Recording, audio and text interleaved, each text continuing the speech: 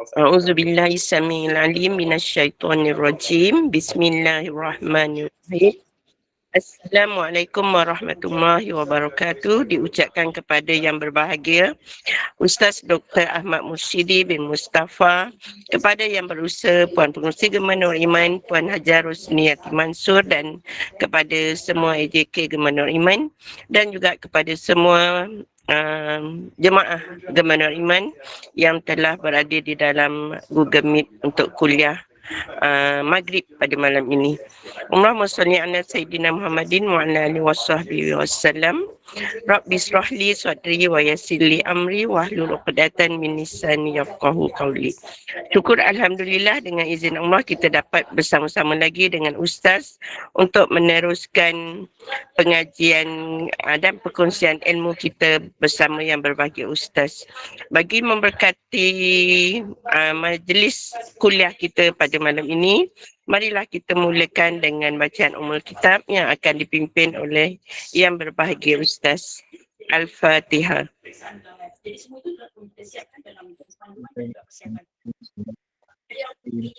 Alhamdulillahirabbil alamin. Maliki yaumiddin. Iyyaka na'budu wa iyyaka nasta'in.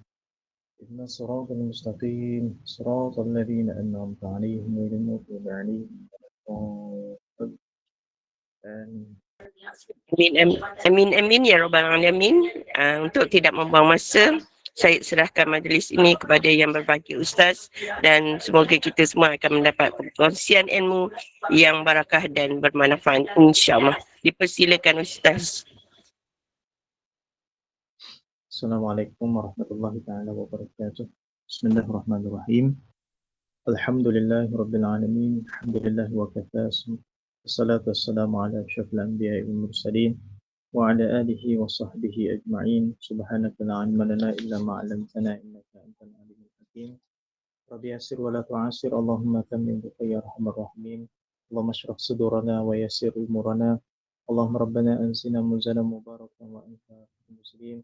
Rabbi adkhilni mudkhala sidqin wa akhrijni mukhraja sidqin waj'alni min ladunka sultanan nasira. Rabbina billahi rabba wa bil islami dina wa bi Muhammadin nabiyyan wa rasula, amma ba'd. Alhamdulillah, puji syukur pada Allah Subhanahu wa taala. Pada malam ni Allah Taala hidayahkan kita lagi untuk sama-sama berada dalam majlis ilmu dengan taufik daripada Allah Subhanahu wa taala, juga memungkinkan kita untuk meneruskan pengajian pada malam ini. Dan insya-Allah kita masih lagi dalam sambungan cerita daripada kitab kita Al-Minahus Saniyah 'alal Wasiyyatul Maf'uliyah, berkaitan dengan hati-hati daripada menipu dalam pekerjaan. Dan kita telah sebut sebelum ini pada matan-matan yang sebelum ini berkaitan dengan satu sifat orang yang mana menipu dalam pekerjaan, iaitu tidak bersifat dengan sifat jujur. Dan tersambung lagi salah satu daripada nasihat yang dibawa oleh pengarang kitab, iaitu Syekh Abdul Wahab Asy'arani pada muka surat 46. Boleh tengok pada muka surat 46 bagi siapa yang ada kitab. Pada matan yang bawah sekali, matan yang kedua. Qala musannif rahimallahu ta'ala wa nafa'ana bi'ulumihi fid dharain, kata pengarang kitab, وقد أجمع العلماء على أن الكسب واجب وجوبا مؤكدا ملحقا برتبة الإيمان، ومعلوم أن من لا كسب له فهو كالمرأة لا حظ له كالرجولة. وكان صاحب الوصية رحمه الله تعالى يقول: حكم الفقير الذي لا حرفة له حكم البومة الساكنة في الخراب ليس فيها نفع لأحد. Kata pengarang kitab, sesungguhnya para ulama telah ijma' di atas bahawa pekerjaan adalah suatu perkara wajib sebagai wajib muakkad yang dihubungkan dengan martabat iman. Baik, kata pengarang kitab, ulama telah sepakat dengan ijma'nya bahawa melakukan pekerjaan, iaitu pekerjaan yang halal untuk mencari nafkah, adalah salah satu daripada perkara yang wajib. Kenapa wajib? Kerana termasuk daripada tanggungjawab kita untuk menjaga jiwa kita, iaitu diri kita. Jadi kalau orang tak bekerja secara asasnya dan secara asbabnya, dia tidak akan ada hasil untuk menyebabkan dia boleh makan minum. Dan juga wajib kerana kita nak menjaga agama. Kerana orang yang mana mempunyai pekerjaan, maka dia akan menghasilkan pendapatan. Dengan pendapatan dia membolehkan untuk dia bersiap sedia dengan daripada sudut kelengkapan untuk melakukan ibadat pada Allah Subhanahu Wa Taala. Termasuklah dengan pakaian-pakaian ibadat, tempat ibadat dan seumpama dengannya. Sebab itulah kalau kita tengok ulama ini dan anjuran daripada Nabi SAW yang ditunjukkan oleh baginda, bila mana dia orang nak solat, dia orang nak sembahyang, mereka akan berhias dengan perhiasan yang selayaknya. Kerana Allah SWT berfirman dalam ayat Quran, "Khudhu zinatakum 'inda kulli masjid." Ambillah perhiasan bila mana kamu ini ingin solat. Bila mana kamu ke masjid, maksudnya kamu solat, maka ambillah perhiasan yang selayaknya. Sebab tu bila mana kita nak solat, pakai pakaian yang selayaknya untuk kita menghadap Allah SWT. Sebab tu bila mana kita bekerja, kita ada penghasilan. Penghasilan tersebut melayakkan kita untuk beli pakaian yang bagus-bagus, yang baik-baik. Sebab itulah kena pandai untuk menyusun macam mana pakaian-pakaian kita ketika mana kita beribadat pada Allah SWT. Sebab itulah kadang-kadang kita tengok orang lelaki ataupun orang perempuan ada pakaian-pakaian yang dia beli tu mahal. Bila dia pakai, minta maaf, mungkin dia pakai masa kenduri, dia pakai masa hari raya, dia pakai kerana pekerjaan dia. Tapi bila mana dia pergi sembahyang, pakaian dia tu dengan harga yang murah. Maka dia pun mengeluarkan dengan hujah daripada sudut logiknya. Kita ini dengan Allah SWT kena bersederhana, betul. Tapi satu sudut lagi cuba tengok apa yang dibuat oleh baginda Nabi SAW, para ulama tabi'in dan sebagainya. Mereka bila mana di hadapan Allah SWT ini, mereka mempersiapkan diri dengan pakaian yang sebaiknya. Dan sebab tu kalau kita tengok anjuran pada hari raya ini disunatkan untuk kita berpakaian dengan pakaian yang baru, bukan yang mahal. Pertama baru dahulu. Bila mana baru, dia menunjukkan kepada kita satu kegembiraan. Kita gembira untuk sambut hari raya. Yang kedua, kalau berkemampuan, maka dengan baju yang mahal itu dibolehkan dengan syarat tidak sampai membazir. Dibolehkan. Sebab itulah bila mana kita menghadap Allah SWT, ambil pakaian yang selayaknya. Ambil pakaian yang selayaknya. Tak semestinya mahal, tapi yang sebaik mungkin. Kalau mampu untuk kita mahal kan, kerana hujah apa? Kerana kita berhadapan dengan Allah SWT, kita nak sebaik mungkin supaya bila mana kita ini pakai pakaian yang elok dengan manusia tersebut, kita rasa manusia itu besar di hadapan kita. Tetapi bila mana kita hadapan Allah SWT, kita nak merasakan Allah Ta'ala lebih besar daripada segala-galanya. Itu harus kata para ulama. Bahkan Imam Malik rahimallahu ta'ala, guru kepada Imam Syafi'i, bila mana dia ini nak mengajar, dia akan pakai dengan pakaian yang mahal. Dia akan naik dengan kenderaan-kenderaan yang mahal. Kenapa? Kerana supaya nak menunjukkan nilai ilmu. Bukan nak tunjuk pada diri dia, kerana menghormati ilmu yang akan diajar dan dia akan kongsikan kepada masyarakatnya. Itu daripada sudut luaran menghormati ilmu. Macam mana kita dengan Allah SWT. Jadi sebab itulah bila mana kita bekerja, kita akan dapat penghasilan. Kita dapat duit dan sebagainya, membolehkan kita untuk menjaga agama kita. Dan yang tadi jaga jiwa kita, jaga diri kita sebab membolehkan kita bagi nafkah kepada diri kita, bahkan kepada ahli keluarga. Sebab itu ijma' ulama' mengatakan pekerjaan itu wajib. Tak kira lah kerja apa pun, yang penting halal dan benda tersebut adalah benda yang diradai oleh Allah SWT. Sebab itu bila mana kerja ni, jangan nampak, minta maaf, jangan nampak semata-mata kita ini nak tunjuk pada orang kita ni kerja yang standard. Kerja kita profesional. Kerja kita macam ni, gajinya mahal dan sebagainya. Tak. Niatkan awal-awal aku bekerja ini, ya Allah, adalah kerana tuntutan untuk mencari nafkah keluarga. Dah dapat pahala dah kat situ. Mungkin kita tak boleh niat, ya Allah, aku kerja ni ikhlas kepada kamu. Mungkin tak boleh lagi mantapkan kat situ. Niat dulu, ya Allah, aku bekerja ni untuk mencari nafkah yang halal. Di situ dah dapat pahala. Lama-lama kelamaan kita pujuk diri kita bekerja ni kenapa? Kerana kita nak mendekatkan diri pada Allah SWT. Macam mana kerja ni boleh mendekatkan diri pada Allah SWT? Cuba tengok. Ini kita nak kaitkan dengan bekerja itu satu perkara yang wajib mengikut daripada ijma' para ulama'. Jadi bila mana kita bekerja, macam mana kita boleh mendekatkan diri pada Allah Ta'ala? Cuba tengok pekerjaan masing-masing. Dengan orang tu ada namanya sebagai guru, adanya mungkin dengan nama pensyarah, ada mungkin dengan nama eksekutif ataupun mungkin dengan nama kerani dan seumpama dengannya.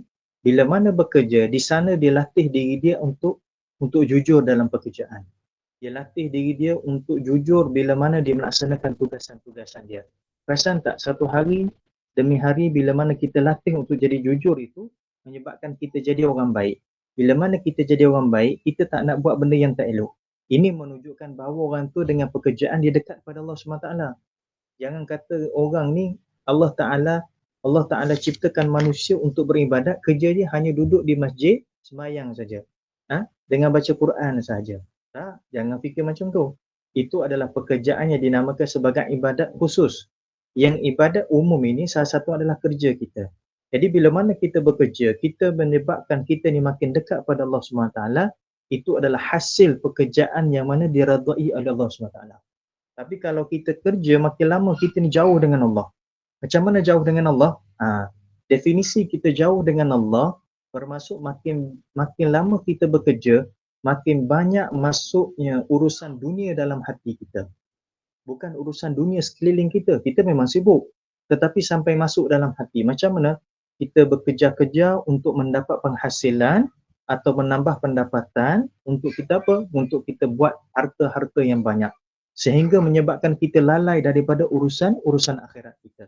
Tak sempat untuk sembahyang. Kadang-kadang sembahyang tapi lewat. Sembahyang tak tinggal tapi lewat. Yang dulu awal-awal sebelum dapat kerja tu, punyalah rajin sembahyang awal, sembahyang hajat, bangun tahajud. Tapi dah dapat tersebut, makin lama makin jauh. Bila mana makin lama makin jauh, pekerjaan itu tidak menyebabkan dia itu mendapat redha Allah SWT. Na'udzubillah min zalik. Bila mana dia bekerja sibuk dengan urusan dunia, tak sempat baca Quran. Walaupun dia memang install dia punya apps Al-Quran dalam telefon dia. Contoh. Tetapi yang biasa ditekan adalah WhatsApp. Yang ditekannya apa dia? Twitter. Yang ditekannya apa dia? Instagram. Bagus ke arah kebaikan. Tapi sayangnya apps Quran itu jarang-jarang dibuka. Jadi kita bimbang.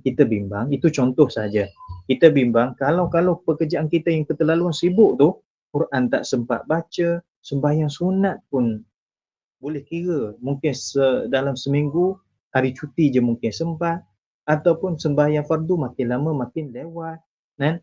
Makin lama makin kurang kualiti walaupun awal. Kenapa? Kerana penat dengan pekerjaan.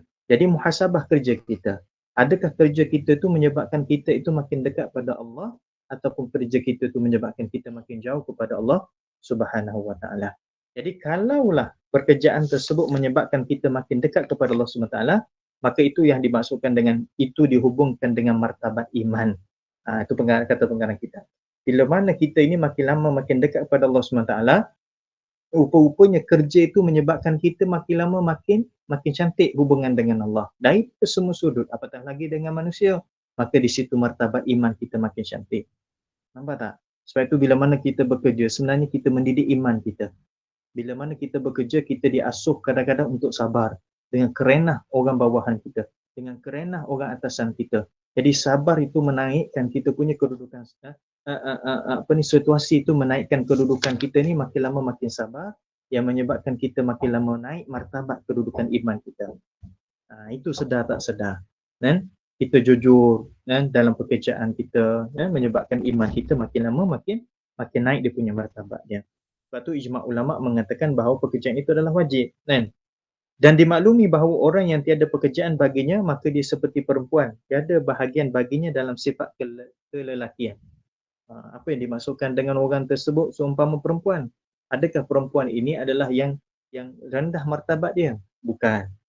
Nak menunjukkan di sini satu analogi atau satu perbandingan. Jadi tuan-tuan jangan tengok dalam situasi kita, tengok dalam situasi yang disebut oleh Syekh Abdul Wahab Asy'arani. Zaman-zaman diorang itu mungkin tidak sama dengan zaman kita. Zaman kita golongan perempuan ini bekerja mungkin sama naik dengan golongan lelaki. Zaman-zaman dahulu ataupun cukup dengan zaman mak ayah kita, tok nenek kita dahulu, zaman pekerjaan itu dimonopoli oleh golongan lelaki. Jadi golongan perempuan ini hanya kerja dia adalah berkhidmat di rumah. Saya gunakan istilah berkhidmat. Bukan duduk kat rumah saja, berkhidmat kat rumah. Kan? Sebab dia pengurus rumah tangga dan rumah. Dia urus yang ni, urus yang ni. Tidak bekerja mencari nafkah, tapi dah mengurus keadaan di rumah sahaja. Jadi di situ mereka itu tidak bersibuk dengan urusan luar. Mereka hanya bersibuk dalam urusan rumah tangga saja. Orang lelaki bersibuk dengan urusan luar untuk dalam rumah dia. Kena faham Orang lelaki bersibuk dengan urusan luar untuk untuk rumah dia. Dengan dia sibuk-sibuk cari urusan tersebut, dia mendatangkan manfaat untuk keluarga dia. Keluarga boleh makan, minum, cukup nafkah dan seumpama dengannya. Jadi kalau orang tak bekerja ni, seumpama orang perempuan duduk di rumah semata-mata, yang mana tidak bersibuk-sibuk dengan urusan luar untuk memberi manfaat kepada keluarga. Dan bukan orang perempuan tak memberi manfaat, tetapi hanya duduk dalam urusan dalam itu saja. Sebab itu dikatakan tiada bahagian baginya sifat kelelakian. Lelaki ini dia ada sifat yang kental, ada sifat yang perlu menahan sabar dengan masyarakat. Sifat macam ni, sifat kuat dan seumpamanya bila dia keluar bekerja ketika itu. Jadi ini fokus kepada apa? Khusus bagi orang lelaki lah. Jadi orang perempuan macam mana? Ikut kesesuaian zaman. Sebab tu jangan kita letak bahawa orang perempuan ni tak boleh, nak tak nak zaman sekarang kena bekerja. Siapa yang mewajibkan dia? Kadang-kadang kita yang wajibkan. Tidak ada salah pada masa tersebut. Tapi dalam keadaan kita memahami hukum, maka orang lelaki selayaknya untuk memenuhi tuntutan tersebut. Tapi kalau orang lelaki tak mampu dengan faktor kesihatan, mungkin tak ada rezeki dan sebagainya, maka orang perempuan berkhidmatlah kepada suami dan juga anak-anak mereka. Tidak ada masalah. Jadi di sini nak cerita bahawa kalau orang tersebut tidak bekerja, khusus bagi lelaki, sifat kelelakian yang sebenarnya tidak ada. Tapi jangan kita kata orang lelaki yang tak bekerja tersebut tidak ada sifat kelelakian yang sebenar. Mungkin kerana Allah Ta'ala tak izinkan lagi untuk dapat pekerjaan yang sesuai, atau mungkin dia memang berusaha banyak kali tapi interview banyak pun tak pernah dapat dan sebagainya. Berniaga tak pernah berhasil dan sebagainya.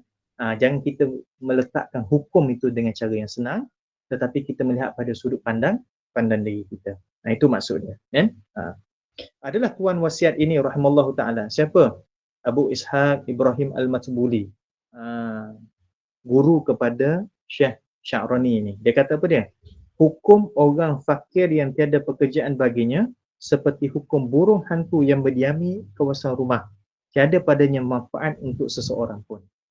Orang fakir itu orang miskin. Orang miskin yang tiada pekerjaan. Yang dimaksudkan dengan orang fakir yang tidak ada pekerjaan itu, bila mana dia tidak bekerja. Kalau dia fakir tetapi dia bekerja, lain cerita. Ini adalah fakir, tidak bekerja pula. Tapi kalau dia fakir tidak bekerja kerana faktor kesihatan, okey, lain cerita sebab dia memang tak boleh bekerja. Yang ni dia miskin, dia fakir tetapi dia tidak bekerja. Bermaksud kudrat yang Allah Ta'ala bagi tidak digunakan untuk mencari nafkah yang selayaknya. Banyak sikit dapat, lain cerita. Yang penting bekerja tak? Ya, bekerja. Orang kita susah untuk memahami definisi lah. Memahami definisi cukup tu. Dia merasakan cukup itu bila mana banyak. Kenapa? Kerana dia meletakkan benda tersebut mengikut sesuai dengan zaman dia duduk, dengan logik akal cara berfikir. Tetapi cukup itu sebenar, Islam ajar dengan rasa. Cukup itu Islam ajar dengan rasa. Bukannya cukup itu dengan banyak kuantiti. Tak semestinya. Saya bagi contoh supaya kita faham. Ada orang kaya, dia nampak orang yang lebih kaya daripada dia, maka dia merasakan bahawa dia dah belum cukup kaya. Maka orang yang kaya tadi, dia nampak lagi orang yang lebih kaya daripada dia, dia merasakan bahawa dia belum cukup kaya lagi. Maka macam mana orang yang miskin, betul-betul miskin, dia melihat orang-orang kaya tadi tu? Sudah tentu dia merasakan dia betul-betul miskin. Maka kita nak mengatakan bahawa definisi kaya tu sebenar macam mana? Adakah kaya itu adalah dengan sudut hanya dengan kuantiti? Itu pada zahir. Tetapi kaya yang sebenar kata Nabi SAW adalah ghinan nafs. Itu kaya jiwa. Maka mungkin orang miskin daripada kalangan orang-orang kaya, lepas tu ada orang miskin seorang, orang miskin itu lebih kaya daripada orang kaya-kaya tadi. Sebab apa? Sebab dia rasa cukup dengan apa yang dimiliki. Dia dah bekerja tapi Allah Ta'ala takdirkan macam tu saja. Contoh, sehari bekerja dia hanya dapat RM30. Tapi dengan RM30 dia dapat beli makanan, balik makan bersama dengan keluarga. Walaupun makanan tak mewah, tapi rasa cukup. Maka cukup itu merupakan kaya yang sebenar. Berbanding dengan orang yang memiliki kuantitinya terlalu banyak, dalam bank yang tak terhitung banyak, kalau digunakan mungkin 2-3 generasi pun tak habis. tapi rasa tak cukup tu ada, orang ni belum kaya lagi, kata Nabi SAW. Sebab tu kalau orang fakir yang tiada pekerjaan, maksudnya dia miskin dan dia tidak bekerja walaupun dia ada kemampuan.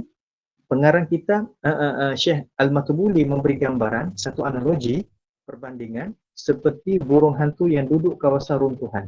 Maksudnya kawasan yang tak ada orang. Dia tidak memberi manfaat kepada sesiapa pun. Baik. Burung hantu ni kerja dia apa dia? Kalau mungkin ada siapa yang pernah duduk di kampung, kan? Pernah tengok sarang buah hantu, kan? Tengok dulu masa kecil-kecil kat sawah tu, kat sawah ada sarang buah hantu. Kita tak tahu apa dia punya fungsi dia. Tapi orang tu buat ayah pun letak kat situ, kita fikir apa sebab kita tahu itu sarang buah hantu je. Tapi jarang kita boleh nampak. Rupa-rupanya zaman tersebut menggunakan alam sekitar yang berada sama dengan kita itu untuk menjaga padi-padi daripada dimakan oleh tikus. Jadi buah hantu tu dia akan makan tikus ataupun makan benda-benda yang boleh merosakkan tanaman gitu. Jadi dia memberi manfaat kepada orang yang mana duduk kat situ. Kawasan sawah tu, itu sebagai contoh, ataupun mana-mana tempat. Dan kawasan peladangan. Jadi kalau dia duduk kepada kawasan runtuh yang tidak ada orang duduk, maka dia tidak memberi manfaat kepada orang.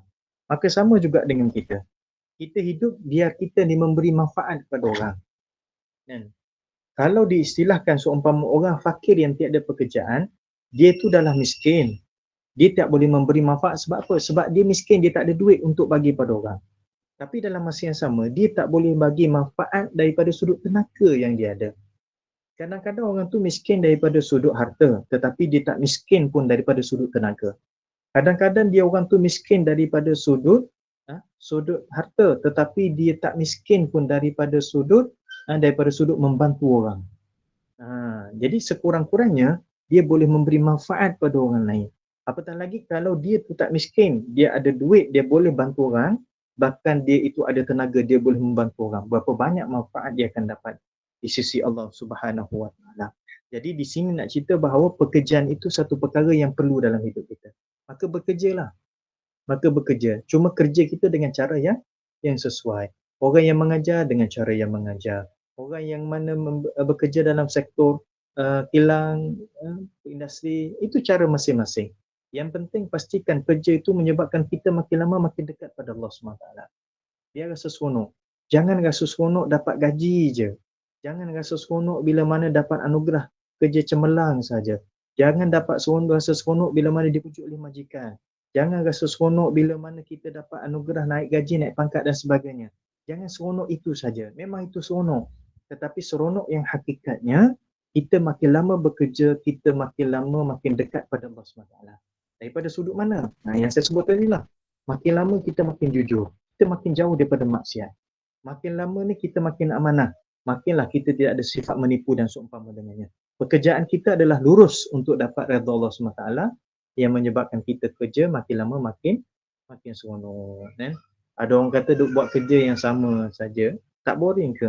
Saya tak boring sebab apa? Sebab makin saya buat, makin saya ini dapat ilmu. Makin saya buat, makin saya tambah kepakaran. Makin saya buat, makin saya mengenal ataupun saya dekat kepada Allah SWT. Nampak tak? Itu yang kita nak. Walamma zahara Rasulullah sallallahu alaihi wasallam birisalati lam ya'mur ahad min ashabihi bitarkil hirfati allati biyadihi bal aqarrahum ala hirafihim wa amarahum bin nushi fiha. Dan tatkala Rasulullah sallallahu alaihi wasallam muncul membawa risalah, iaitu ketika mana Nabi dilantik sebagai Nabi dan Rasul, baginda tidak pernah memerintahkan seorang pun di kalangan para sahabat untuk meninggalkan pekerjaan yang diusahakan sendiri. Nabi tak suruh berhenti daripada bekerja. Bahkan baginda memberi perakuan ke atas pekerjaan mereka dan menyuruh mereka bersifat jujur dalam pekerjaan itu. Maksudnya teruskan sebagaimana kamu bekerja. Kamu bekerja sebagai peniaga ke, kamu bekerja sebagai saudagar ke, kamu bekerja apa saja, kerjalah. Yang penting Nabi masukkan nilai-nilai yang baik. Jadi sama kita, bekerjalah sebagaimana biasa. Ada orang tu dia rasa tak seronok dengan kerja dia. Kenapa? Kena carilah.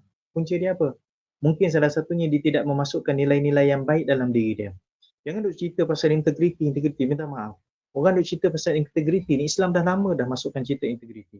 Kadang-kadang sebut integriti, tak faham apa satu pun. Minta maaf, itu pandangan saya. Kadang-kadang kita sebut integriti, faham tak? Tak tahu apa. Sebut pandai, pandai. Tapi bila mana kita cerita dengan bahasa yang lebih senang, cuba bila mana kita bekerja, biar ada sifat jujur. Cuba bila mana kita bekerja, ada sifat amanah. Cuba bila mana kita bekerja, buat dengan cara yang baik. Itu sebenarnya integriti. Guna bahasa yang senang, tak ada masalah. Nak guna integriti, gunalah. Tak nak guna, guna bahasa yang lebih senang. Bermaksudnya, masukkan nilai baik dalam diri pekerjaan tersebut. Itu cara Rasulullah ajar pada kita. Itulah integriti yang diajar Nabi SAW. Daripada dulu lagi. Jadi sahabat bekerja dengan apa saja sektor pekerjaan yang dia buat, Nabi masukkan nilai-nilai yang baik. Sebab tu kita bila mana kita ini, dia teknik dalam perniagaan. Siapa yang belajar teknik perniagaan Rasulullah, dia akan jumpa macam mana Nabi ini mengajar para sahabat dan Nabi sendiri melakukan benda tersebut sehingga menyebabkan orang dapat kepercayaan dan hasil itu berlipat ganda. Salah satunya adalah memasukkan nilai yang baik. Senang je. Nabi masukkan nilai yang baik. Bukan sekadar teknik-teknik yang lain. Antara teknik yang lain, Nabi masuk supaya pergi bekerja seawal pagi. Sampaikan dalam satu hadis, Nabi doakan, Allah mabarik ummati fi bukurihim. Ya Allah, berkatilah umat aku pada waktu pagi mereka. Lepas tu kita, bila mana kita bangun pagi, kita pergi kerja, ingat doa Nabi tersebut. Ya Allah, berkatilah umat aku pada waktu pagi mereka supaya kita ini tergolong daripada orang yang dapat doa daripada Rasulullah tadi tu. Kerja pagi-pagi, ya penat, mengantuk, tak, mood kadang-kadang spoil, tak cantik mood kita. Apa niat? Supaya aku dapat doa daripada Nabi SAW tadi, maka kita pergi pagi-pagi dengan itu teknik. Itu menyebabkan sahabat tu dapat hasil yang baik. Selain daripada memasukkan benda yang baik dalam setiap nilai-nilai pekerjaan mereka. Itu yang dibuat oleh Nabi SAW. Diajar oleh kepada para sahabat ridwanullah alaihim. Jadi teruskan kita bekerja. Bila mana kerja tu rasa macam tak seronok, kerja tu rasa macam ada masalah dan sebagainya, cuba masukkan nilai yang baik. Kadang-kadang kita tak nampak orang yang masalah, kan? Sebenarnya kadang-kadang masalah itu kita sendiri yang bermasalah. Kita duk cerita, ini bos ni masalah, ini dia masalah.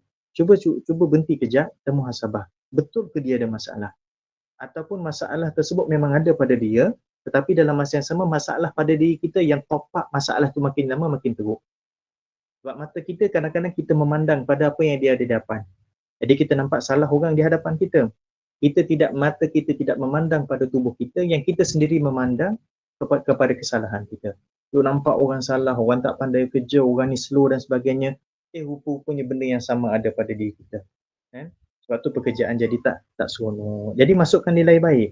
Masukkan nilai-nilai yang baik sebagaimana Nabi ajar para sahabat, maka jadilah pekerjaan itu seronok dan jadilah pekerjaan itu dapat redha Allah Subhanahu wa taala insya-Allah.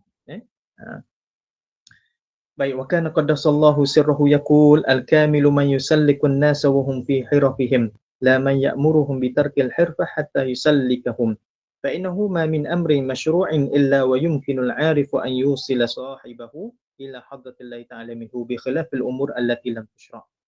Adalah beliau tuan wasiat, itu Syekh Ibrahim Al-Matbuli. Moga-moga Allah Ta'ala menjernihkan sirnya. Apa maksud di sini? Mudah-mudahan Allah Ta'ala membersihkan sir ini, maksudnya hati. Kalau dengan bahasa yang senang kita faham, hati sanubarinya. Mudah-mudahan Allah Ta'ala bersihkan hatinya. Habis hati dia kotor ke? Bukan. Kita nak supaya hatinya bersih dan kita pun nak dapat kebaikan juga daripada hati yang bersih dan mudah-mudahan hati kita bersih juga. Itu dia panggil istilah qaddasallahu sirruhu. Baik. Kata beliau, guru yang sempurna adalah orang yang mampu menterbiah manusia sedangkan mereka masih melakukan pekerjaan mereka. Bukan orang yang menyuruh mereka untuk meninggalkan pekerjaan hingga dia boleh menterbiah mereka. Kerana sesungguhnya tiadalah suatu urusan yang disyariatkan melainkan seorang arif billah, iaitu orang yang mengenal Allah itu mampu untuk menyampaikan empunya urusan itu kepada hadratillah Ta'ala melalui urusan itu. Berbeza keadaannya dengan urusan-urusan yang tidak disyariatkan. Baik. Kata Syekh Ibrahim Al-Matbuli, seorang guru yang baik, dia mampu menterbiah manusia. Maksudnya yang terbiah orang yang berada sekitar dengan dia. Dia mampu terbiah sahabat-sahabat, mampu terbiah anak murid dia tu dengan cara macam mana biar mereka itu masih lagi duduk dalam pekerjaan mereka. Dalam masa yang sama terbiah itu berjalan. Bukannya kata okey, datang anak murid dia kata tuan guru, tolong bentuk diri saya macam ni okey, berhenti bekerja. Duduk dengan aku. Tak, bukan. Maksudnya okey, tak apa bekerja sebagaimana biasa, tetapi dia ajar macam mana untuk menjadi seorang yang baik. Itu tarbiyahnya. Jadi bila mana dia bekerja, contoh dia bekerja dengan dia sebagai seorang pegawai, dia datang untuk mentarbiah diri dia, nak bentuk diri dia jadi lebih baik, hati dia makin lama makin baik, maka guru tu akan ajar kepada dia, bila mana kamu sebagai seorang pegawai buat macam ni, supaya bersifat dengan sifat jujur dan sebaiknya, bukannya berhenti daripada pekerjaan, bukan. Sebab itu kadang-kadang orang yang mana dia bekerja ni hatinya makin lama makin kental.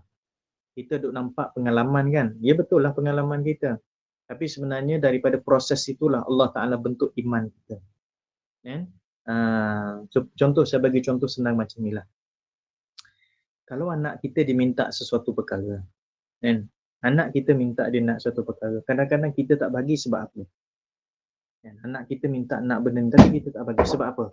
Sebab kita tahu kalau kita bagi pun benda tersebut mungkin tidak mendatangkan manfaat yang besar. Banyak manfaat itu tidak diperolehi daripada benda yang diminta. Kenapa kita tahu benda tu? Kerana kita melalui proses pengalaman dan ilmu yang kita hadapi sebelum ini.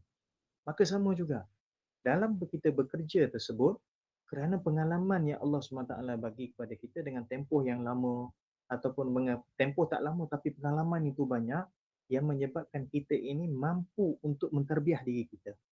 Kita tertarbiah daripada proses pekerjaan yang kita hadapi. Sifat sabar makin lama makin cantik. Benda-benda kecil kadang-kadang, saya bagi contoh je, kadang-kadang orang yang baru masuk kerja, benda-benda simple je, cepat je nak marah. Kita boleh sabar. Kenapa? Kerana kita mendasarkan pengalaman kita. Tapi kita duduk pada sudut mana? Pengalaman tersebut mematangkan kita, tetapi pada hakikat Allah memberikan sifat sabar kepada kita. Hasil daripada mana? Tempoh yang lama. Ini martabat iman kita. Bila mana berlaku satu perkara, kadang-kadang kita tak apa. Kita cool down, kita kata, oh ini orang yang majikan yang bagus ni. Majikan yang bagus. Tapi sebenarnya bagusnya kita, baiknya kita. Kenapa? Kerana Allah Ta'ala mematangkan kita. Menyebabkan kita tak sangka buruk. Kita fikir dulu.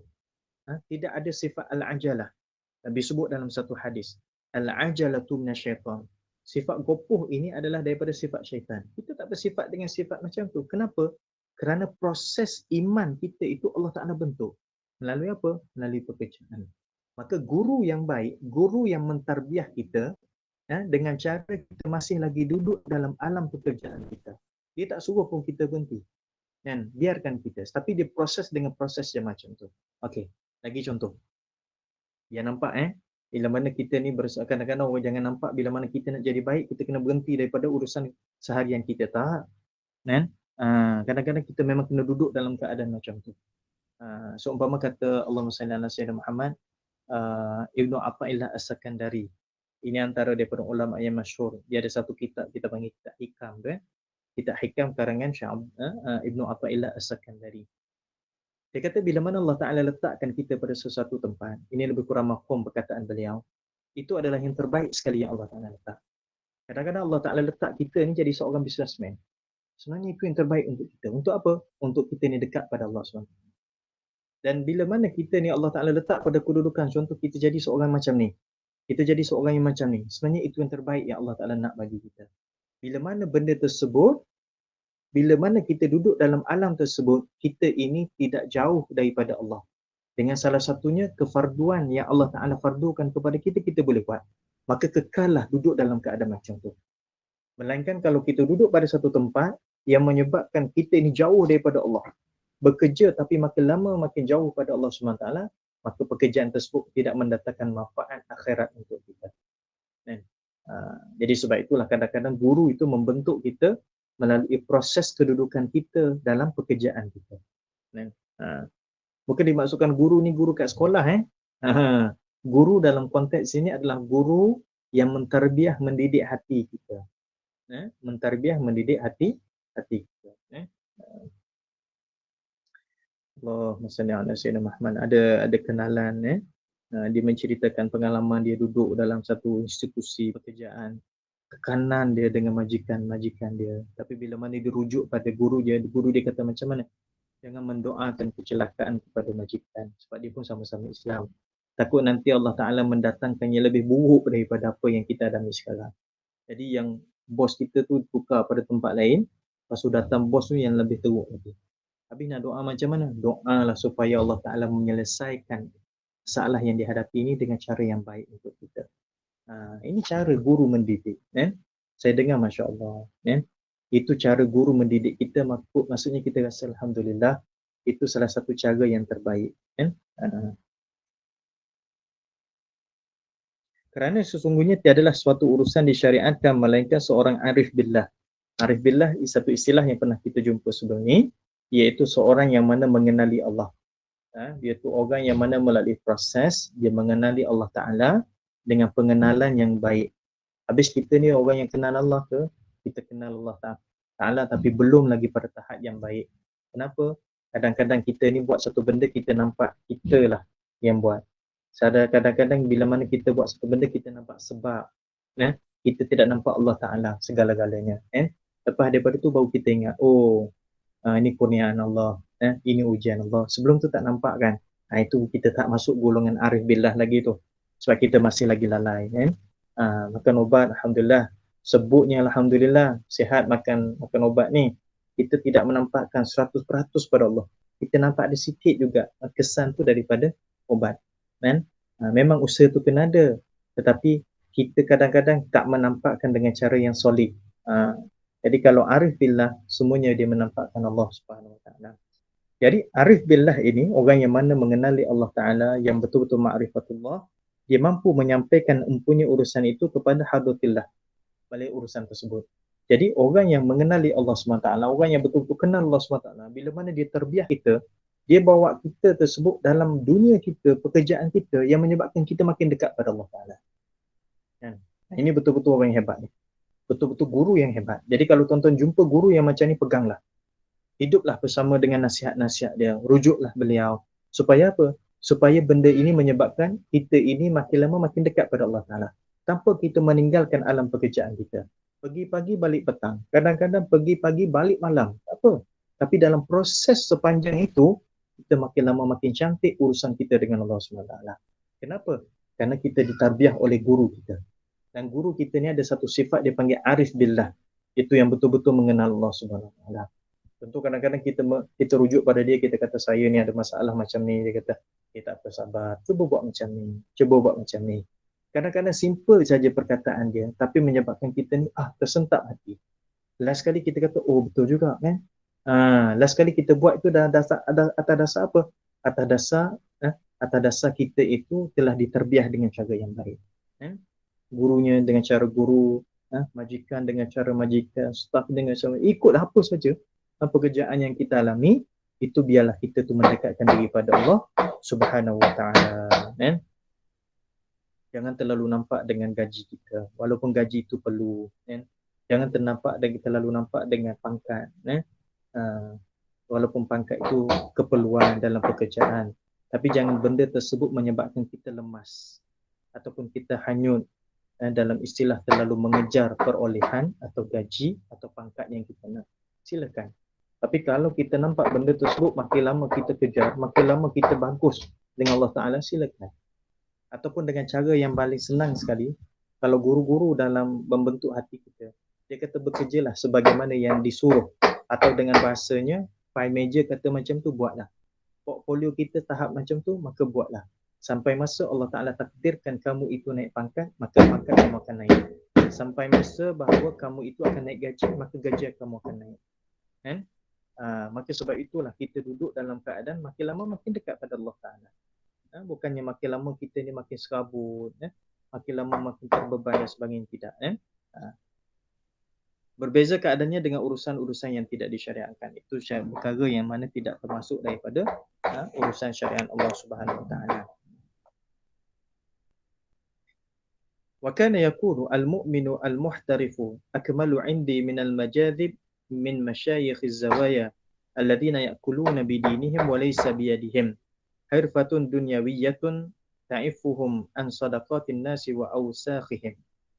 Dan adalah beliau berkata lagi, seorang mukmin yang bekerja lebih sempurna di sisiku berbanding seorang majzub yang terdiri di kalangan para masyayikh zawiyah yang mencari makan menggunakan agama mereka. Sedangkan tiada pekerjaan dunia hasil usaha mereka yang mengawal mereka daripada menerima sedekah manusia dan sisa-sisa mereka. Kata Syekh Ibrahim Al-Matbuli lagi, orang mukmin yang bekerja lebih sempurna di sisiku. Maksudnya lebih baik di sisiku. Kalau dibandingkan dengan seorang majzub. Siapa orang majzub ni? Orang majzub adalah orang yang mana asal majzub ni orang yang ditarik. Orang yang ditarik. Apa tarik apa? Tarik ke arah Allah Ta'ala. Maksudnya majzub di sini maksudnya dia memang dah ditarik ke arah mengenal Allah SWT. Baguslah. Kan? Orang majzub ini yang duduk di pada kalangan para masyayikh zawiyah. Masyayikh maksudnya guru-guru. Zawiyah ni dia ada satu ruang. Ruang pembelajaran, ruang zikir. Jadi orang majzub tadi ni hanya duduk kat situ je. Dia tak bekerja. Kan? Dia hanya mungkin dengan zikir dia, mungkin dengan amalan-amalan dia, duduk bersama dengan guru-gurunya. Mereka ni duk cari makan dengan apa? Guna agama mereka. Guna agama. Daripada agama mereka tersebut, menyebabkan mereka mencari sedekah, tunggu pemberian daripada orang. Maksudnya tidak ada urusan bekerja. Tapi jangan kita hina golongan macam ni. Kan? Cuma nak kata satu kedudukan, Syekh Matbuli mengatakan bahawa orang Islam yang bekerja tersebut lebih baik lagi. Syarat bekerja dalam ruang yang diredai Allah Ta'ala. Tapi dalam masa sama, kerja itu mengajak dia ke arah mengenal Allah Ta'ala. Makin lama makin baik. Berbanding daripada orang yang mana duduk membentuk hati dia tapi tak bekerja langsung. Sebab tu kalau tengok, pernah berlaku pada zaman Sayyidina Umar Al-Khattab. Umar Al-Khattab ni dia masuk dalam masjid, dia nampak seorang lelaki hanya duduk dalam masjid tu beribadat dan sebagainya. Pagi, petang, duduk situ. Maka datanglah Sayyidina Umar lepas tu. Dia tengok sepanjang hari dia ni hanya duduk masjid, tak pergi mana-mana, dia pun tanya. Dia tanya, kamu ni tak bekerja ke? Maksudnya kamu ni tak pergi bekerja mencari rezeki dan sebagainya. Jadi jawapan lelaki tu apa dia? Urusan untuk makan minum aku ataupun untuk urusan cari duit ini, abang aku yang uruskan, saudara aku yang uruskan. So adik-beradik dia lah. Jadi aku ni hanya duduk kat sini. Maka dia lah akan bagi makan pada aku dan sebagainya. Sayyidina Umar keluar, dia ambil sebatang kayu, ranting, dia nak pukul lelaki tersebut, dia suruh keluar pergi bekerja. Menunjukkan bahawa lelaki tadi yang duduk beristighfar, yang duduk dalam masjid beribadat dan sebagainya, adakah dia salah? Tak salah. Tetapi Sayyidina Umar mengatakan, abang kamu lebih baik, saudara kamu lebih baik daripada kamu. Sebab apa? Sebab dalam kehidupan dia beribadat kepada Allah SWT, dia pun bekerja mencari nafkah.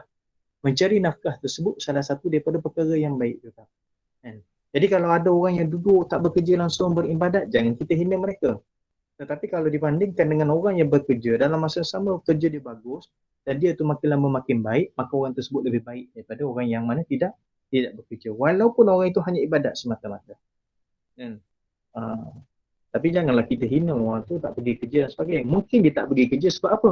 Sebab dia punya dah bekerja sebelum ini, sekarang dia punya hanya menggunakan simpanan dia. Boleh jadi macam tu.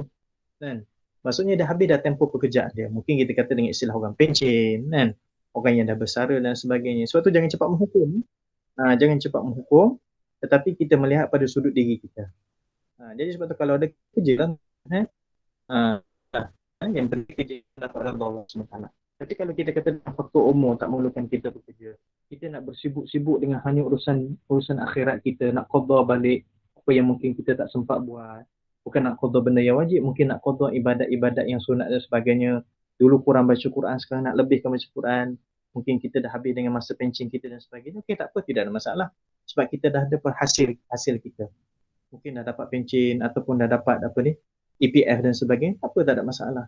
Sekarang kita nak bersibuk dengan urusan tersebut. Tapi kalau ada ruang bekerja, maka bekerjalah. Sebab ini diajar oleh Nabi SAW dan para sahabat. Ini pengarang kitab nak ajar kepada kita apa dia? Supaya bila mana kita bekerja, jangan nampak untuk dapat penghasilan semata-mata. Kadang-kadang kita nampak dunia sekarang dunia yang stres. Stres sebab apa? Stres sebab nak cari tak cukup duit. Sebab apa? Sebab kita melihat pada fizikal, material, zahir. Tapi biarlah kita itu bila mana kita bekerja, banyak sikit yang kita dapat, tetapi benda tersebut menyebabkan kita makin lama makin tenang. Memanglah fikir juga, tak apa, tapi biar kita tenang. Yang tenang itu menyebabkan kita makin lama makin baik di sisi Allah Subhanahu Wa Taala. InsyaAllah Allah Taala mudahkan. Baik, kita kasih sikit lagi. Waqad akramallahu ta'ala al-muhtarifah bi umuri fadalu biha 'ala al-muta'abbid 'ala al-muta'abbidina min ghairi hirfah.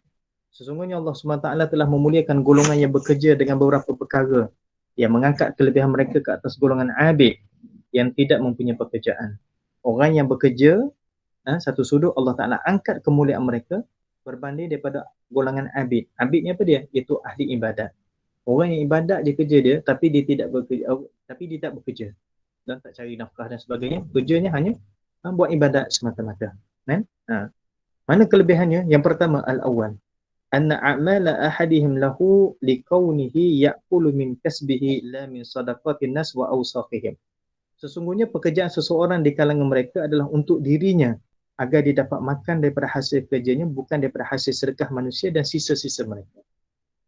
Mulianya orang yang bekerja ini daripada kalangan orang beriman, daripada orang yang tak bekerja, walaupun dia tu adalah ahli ibadat, kerana orang yang bekerja ini dia mendapatkan hasil pekerjaan dia untuk diri dia, yang menyebabkan dia beli makanan hasil daripada duit dia, dia beli minuman hasil daripada duit dia, dia hidup dengan hasil pekerjaan duit dia.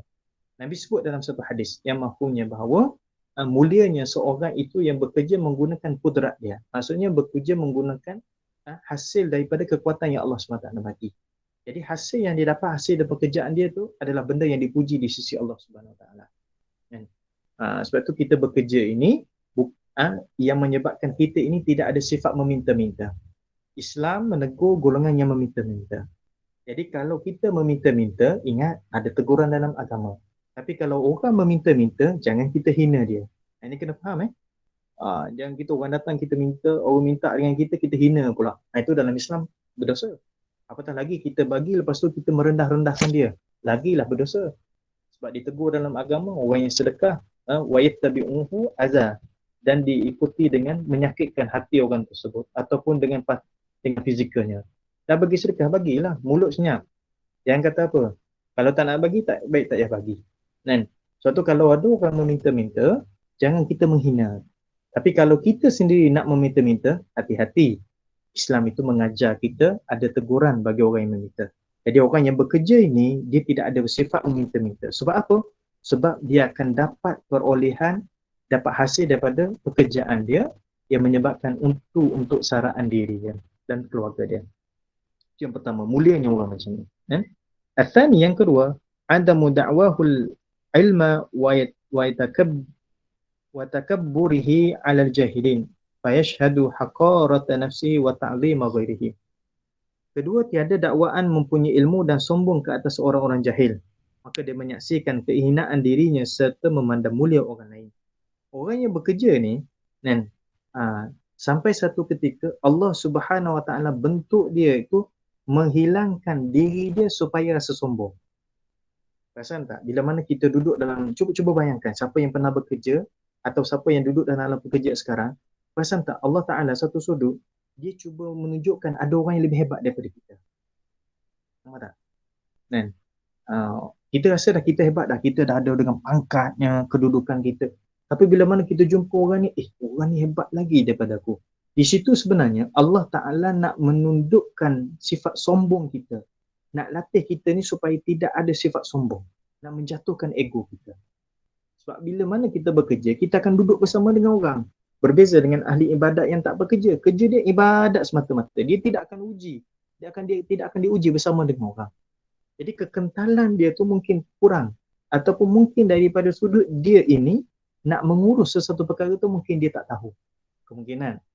Berbeza dengan orang bekerja. Tapi orang bekerja ni dia makin lama makin jumpa, dia kata, aku rasa aku hebat, rupanya ada lagi orang hebat. Maka ada sifat tawadhu' dalam diri dia. Maka dia memandang orang tu adalah orang yang hebat. Dan dia itu adalah orang yang biasa.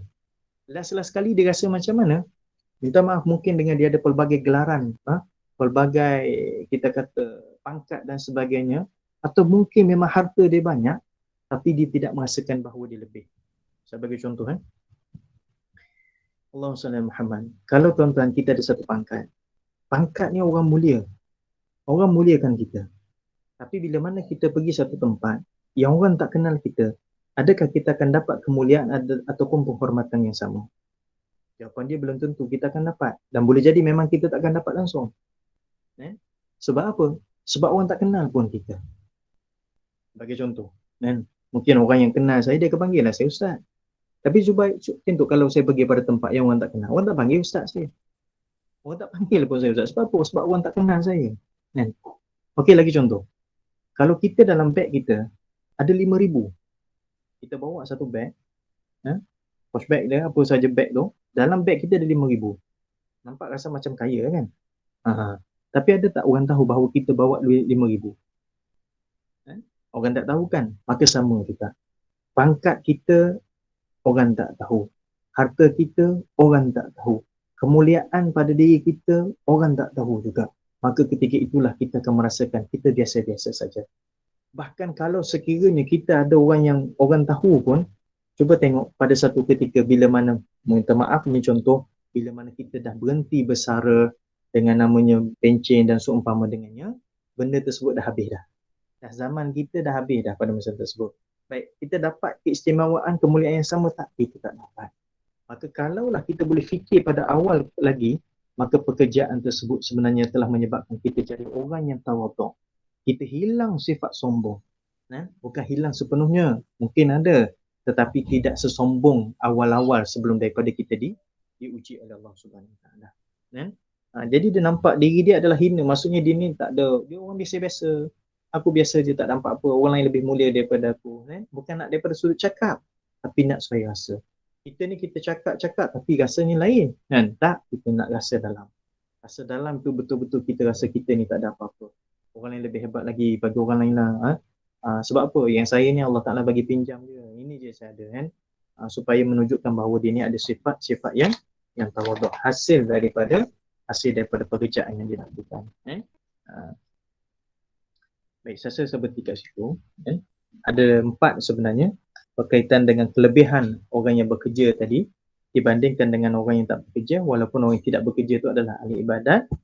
Yang kita jumpa tadi, yang pertama, orang yang bekerja tadi dia akan dapat hasil yang daripada diri dia bekerja. Dia tak akan jadi orang meminta-minta.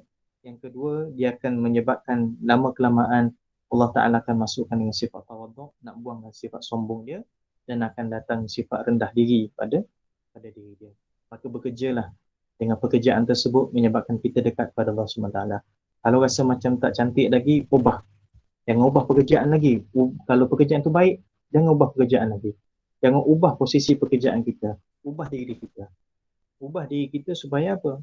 Supaya kita ini rasa sesuai dengan pekerjaan tersebut, yang makin lama kita baik dengan Allah SWT. Bukan makin lama kita ini dapat pujian daripada manusia banyak. Tak, kita tak nak benda tu. Orang tak puji pun tak apa. Tapi kita nak, tapi kita tak nak orang keji. Kalau orang keji bermaksud kita ni buat benda yang tak elok kan. Tapi kita nak pujian itu adalah daripada Allah SWT. Bermaksud kita buat kerja dengan dapat redha Allah, Subhanahu Wa Taala, insya-Allah. Yang akan datang insya-Allah kita akan sambung lagi sedikit lagi perbincangan berkaitan dengan pekerjaan kita. Yang sasa inilah yang kita buat, hari-hari kita buat ataupun mungkin dah tak bekerja, maka muhasabah kerja-kerja yang sebelum ini. Yang kita pernah bekerja, muhasabah kerja kita seminggu. Kalau kerja tersebut tidak mendatangkan kita ni makin lama makin dekat dengan Allah Ta'ala, maka banyak-banyakkan istighfar, banyak-banyak memohon keampunan. Mudah-mudahan apa yang kita buat tersebut, yang salahnya Allah Ta'ala ampun, yang baiknya Allah Ta'ala timbangkan dengan sebaik mungkin. InsyaAllah pada pertemuan akan datang kita sambung lagi perbincangan ini. Wallahu'alam. Ustaz nak buka soalan. Ada 1-2 soalan boleh? Okay, dipersilakan jemaah jika ada 1-2 soalan sebelum kita tutup majlis.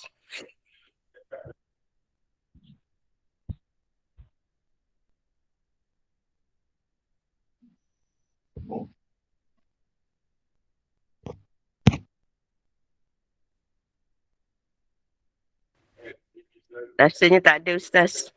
Jelas penerangan Ustaz.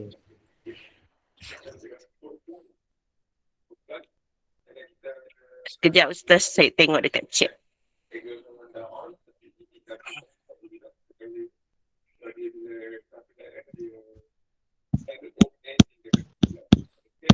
Okey, tak ada Ustaz. Kita tutup majlis. Ustaz eh? Ya, boleh. Syukur Alhamdulillah kita dapat menamatkan kuliah maghrib kita bersama dengan yang berbahagia Ustaz Dr. Ahmad Musyidi bin Mustafa, dan malam ini kita menyentuh banyak berkenaan dengan dunia pekerjaan. Semoga untuk yang masih bekerja, pekerjaan kita akan semakin mendekatkan kita dengan Allah Ta'ala, dan semoga pekerjaan kita itu juga akan memberi barakah hidup kita, insya-Allah. Dan jangan lupa kita akan bersama Ustaz lagi untuk menyambung tajuk ini, insya-Allah. Jangan lupa juga esok kita akan bersama dalam kuliah subuh bersama dengan Ustaz Eliin, insya-Allah. Semoga Allah Ta'ala izinkan kita sentiasa berada dalam kuliah ilmu. Bagi tak menangguhkan kuliah maghrib kita pada malam ini, mohon Ustaz tutup dengan tasbih kafarah dan surah Al-As. Dipersilakan Ustaz. Subhanakallahumma bihamdika asyhadu an la ilaha illa anta astaghfiruka wa atubu ilaik. Bismillahirrahmanirrahim. Wal 'asri innal insana lafi khusr illa alladhina amanu wa 'amilus solihati wa tawassaw bil haqqi wa tawassaw bis sabr. Bismillahirrahmanirrahim. Alhamdulillah ba'amin wassalamu ala asyrafil mursalin wa ala alihi wasahbihi ajma'in. Allahumma fa'na bima 'allamtana wa 'allimna ma yanfa'una wa zidna ilman nafi'a. Allahumma aslih lana sha'nana kullaha wa man hawlana wa man bainana bi rahmatika ya arhamar rahimin wa qdi hajatina wal muslimina wal qarib. ربنا آتنا في الدنيا حسنة وفي الآخرة حسنة وقنا عذاب النار. صلى الله على سيدنا محمد وعلى آله وصحبه وسلم والحمد لله رب العالمين. السلام عليكم ورحمة الله.